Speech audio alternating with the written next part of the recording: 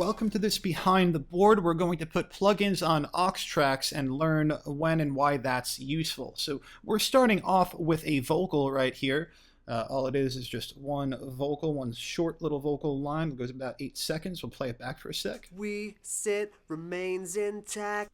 And we're going to learn how to have a aux bus that is going to be our reverb bus for now. So instead of applying reverb right here by going here, plug in, and hitting reverb and using our deverb, we're going to use an aux track, and I will explain to you why that is important. So let's go to track new. We're going to use a stereo aux track. Stereo aux track is fantastic, gives you a lot of spread, and these plugins work great. Their stereo versions sound fantastic, and you'll have control over the spread. You could bring it in a little bit if you don't want to go 100 on your pan.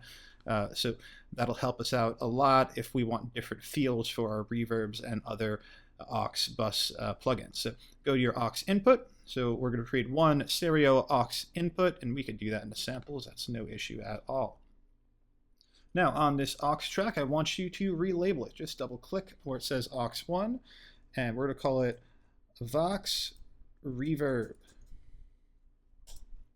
That'll be our vocal reverb.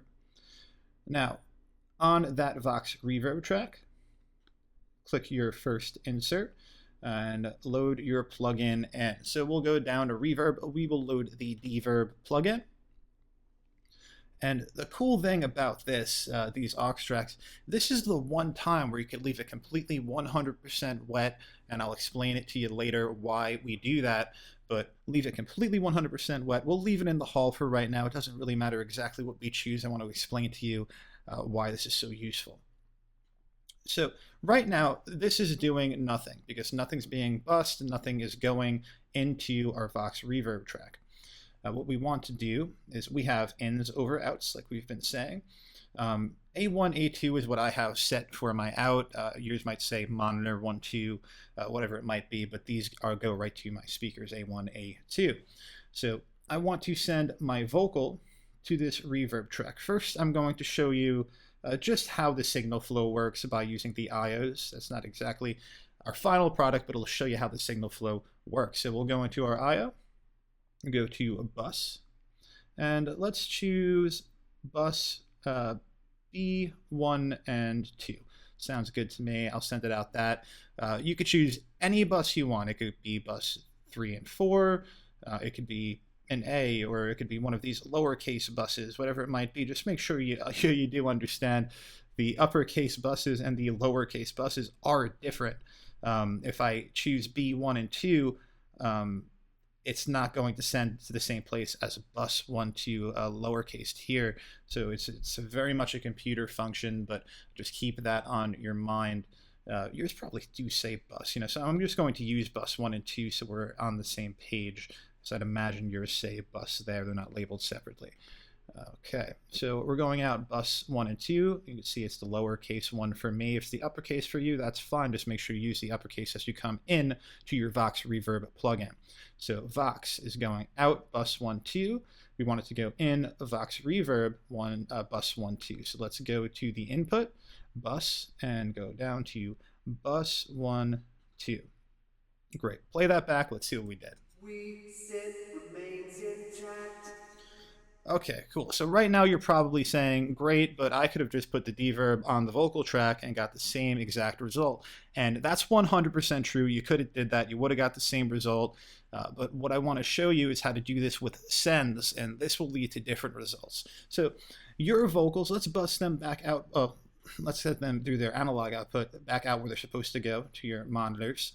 Mine is A1, A2. Yours is probably A1, A2 or monitor 1, 2, like I mentioned.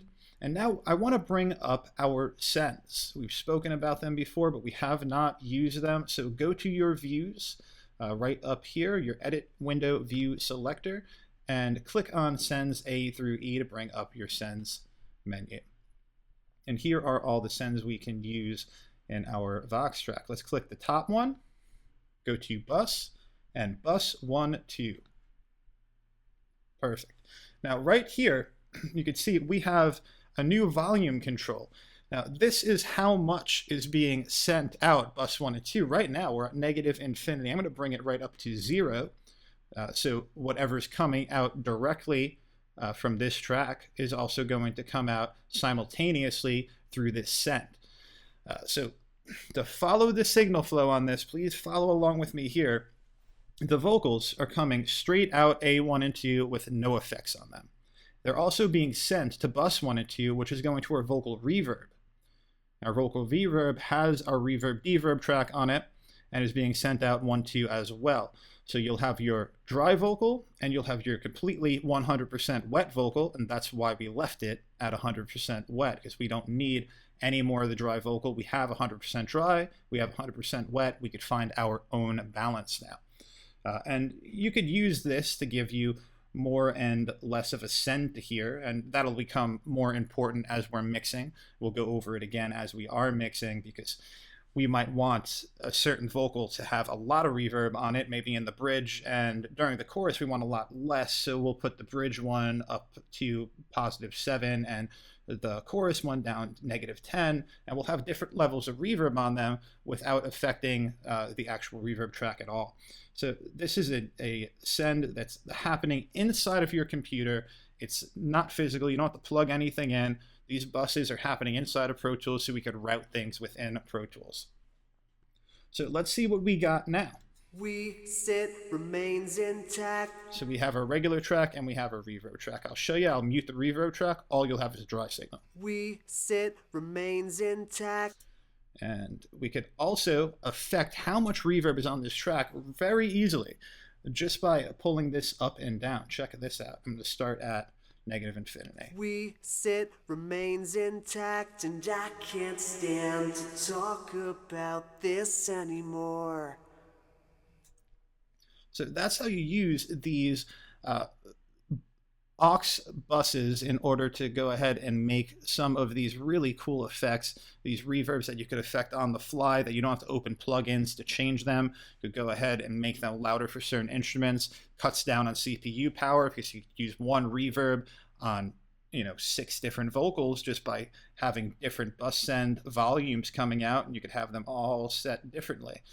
So this will come in real handy for you. I want to go over one more time. Please follow along one more time before we end this, because this will be so important when we get into mixing all of this signal flow stuff. Our vocal track is coming out our speakers. That's A1, 2 for me. And our Vox reverb track is also coming out A1 and 2 for me. So here's our dry track coming out A1 and 2. Here's our wet track coming out A1 and 2. And the only way to get our dry track into our wet track is through our send through a bus. And what's going on here, this top one, bus 1 and 2, is accepting all things that are sent to bus 1 and 2. So its input is anything being sent to bus 1 and 2, it will take and put through its deverb.